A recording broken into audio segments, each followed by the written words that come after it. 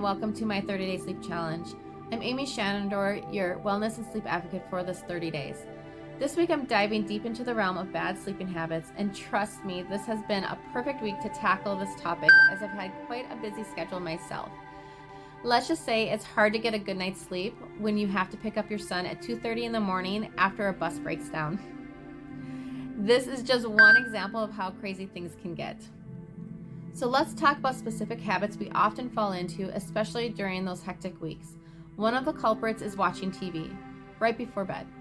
It's tough to be disciplined to shut off screens and allow ourselves adequate time to wind down without the constant buzz of technology.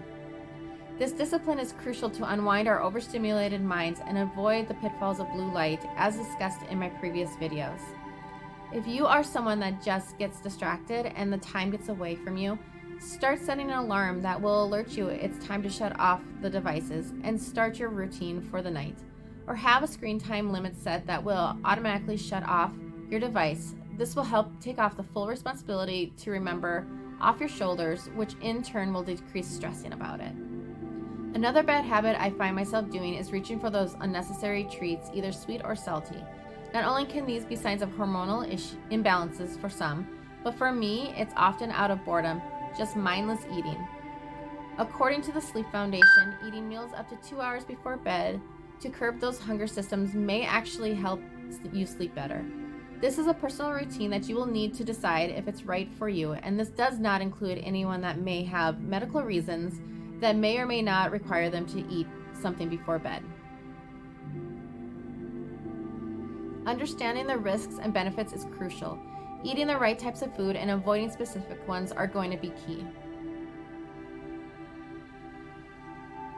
Experts hypothesize that consuming foods containing high amounts of tryptophan, serotonin, or melatonin can shorten the time it takes to. Understanding the risks and benefits is crucial. Eating the right types of food and avoiding specific ones are going to be key. Experts hypothesize that consuming foods containing high amounts of tryptophan, serotonin, or melatonin can shorten the time it takes to fall asleep and improve overall sleep quality. For people who get hungry in the evening after dinner, a light snack may be appropriate. Snacks that offer a lot of nutrients but are also low in calories can appease hunger cravings without disrupting or delaying sleep.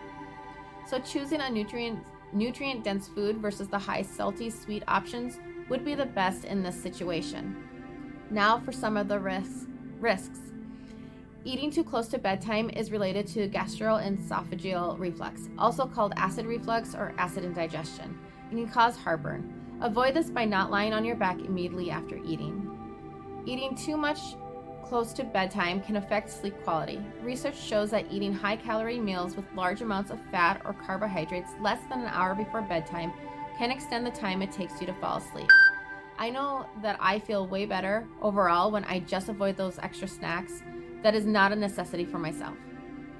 There are types of foods that we should be avoiding near bedtime, like spicy foods, foods high in fat, full-fat dairy products, and fatty meats, acidic foods, caffeine-containing food and drink, including chocolate, coffee, and tea, and finally, alcohol. Things that might help you sleep include tart cherry juice, so hello to the Serenity soft gels for that, kiwi, walnuts, and almonds. Another bad habit is stress. Elevated stress levels have also been shown to influence the structural organization of sleep, including the duration of each sleep stage. People experiencing chronic stress may experience a decrease in the amount of time spent in deep sleep and disruptions during REM sleep. The network known as the HPA regulates the body's hormonal response to stressful situations. The hypothalamus, a cluster of nuclei located in the brain, will instruct the pituitary gland to produce steroid hormones called glucocorticoids. Two of the glucocorticoids are cortisol and adrenaline, often referred to as stress hormones. The body naturally produces cortisol throughout the day, with levels spiking immediately after you wake up and gradually decreasing throughout the day. Elevated cortisol levels are the reason why you often feel hyper alert during stressful situations, but this can cause you to crash once the stress subsides. Getting enough sleep on a nightly basis can alleviate stress quite effectively. Unfortunately, a good night's rest can be elusive if you are stressed, especially if sleep problems are a major source of your day-to-day anxieties. There are other measures you can take to relieve stress. These include regularly exercising and maintaining a healthy support network of friends and family. Laying in bed when you are too stressed to sleep can be counterproductive. If you have not fallen asleep within 15 to 20 minutes of going to bed, try getting up and relocating to another area of your residence for a relaxing activity such as reading, meditating, or listening to calming music. Avoid checking your phone and looking at your clock. Also, utilizing the Serenity sleep system can potentially support your body while relieving the stressful feelings that are bothering you while you work toward your optimal bedtime routine. And finally, another bad habit for some is caffeine. Although this is not a common one that I struggle with, I know in our society it can be. Consuming caffeine before bed can make you fall asleep later, sleep fewer hours overall, and make your sleep feel less satisfying. It can also reduce the amount of deep, slow wave sleep you get, which is a critical stage of sleep for feeling refreshed the next day. The generally recommended cutoff time for caffeine use is a minimum of 8 hours before bedtime. If you are struggling with sleep, start keeping track of the time of day you consume caffeine and how you sleep that night. You may find if you sleep better with a longer period of caffeine abstinence before bed, such as 10 hours or more.